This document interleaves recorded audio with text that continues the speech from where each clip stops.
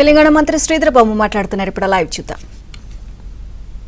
నిన్ననే మరొకసారి టిఆర్ఎస్ పార్టీకి సంబంధించిన నాయకత్వం ఆలోచన విధానాన్ని మరి మాజీ ముఖ్యమంత్రి గారు కేసీఆర్ గారు చెప్పకనే చెప్పారు. వారి మాటల్లో అదే ధ్వనిస్తా ఉంది. గ్లోబల్ సమ్మిట్ కు సంబంధించి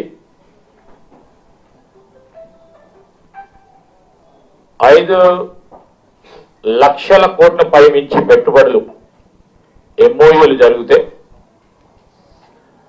ఆ ఎంఓయూలను అంటే మెమోరాండమ్ ఆఫ్ అండర్స్టాండింగ్ సంబంధించి గొప్ప పారిశ్రామికవేత్తలు చేసుకున్న ఈ ఎంఓయూ సంబంధించిన అంశాన్ని చాలా తేలికగా కొట్టిపడేసి పారిశ్రామికవేత్తలకు పెట్టుబడులు పెట్టాలని వారిని నిరుత్సాహపరిచే విధంగా వారి మాటలను మేము ఖచ్చితంగా ఖండిస్తా ఉన్నాం.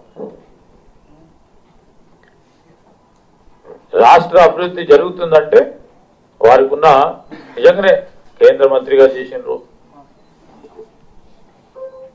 2 మార్లు రాష్ట్ర మంత్రిగా, రాష్ట్ర ముఖ్యమంత్రిగా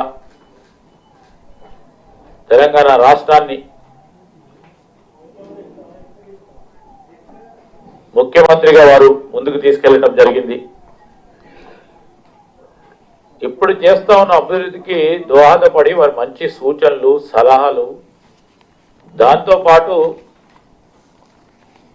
ఈరోజు రాష్ట్ర అభివృద్ధి గురించి రాష్ట్రాన్ని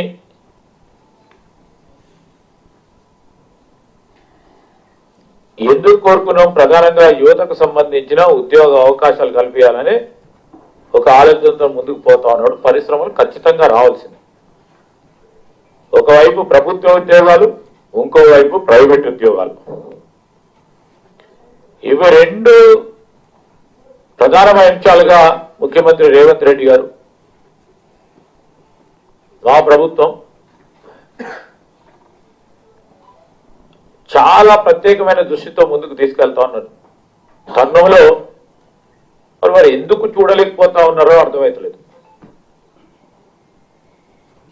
వారు చెప్పినారు కొన్ని అంశాలు.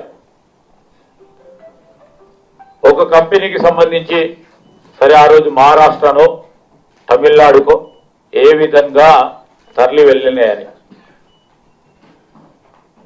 మేము అనేక సందర్భాల్లో చెప్తా ఉన్నాం. ఒప్పందం చేసుకున్న ప్రతి కంపెనీకి సంబంధించి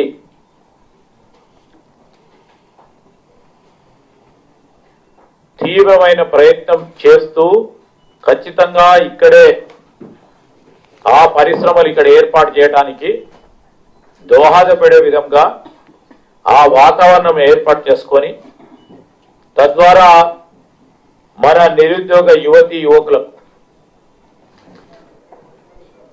యువతకు సంబంధించిన ఉపాధి పెద్ద ఎత్తున పెంచాలనే ఒక ఆలోచనతోనే, ఒక పాజిటివ్ దృక్పథంతోనే ఎవరైనా పోతా ఉంటారు.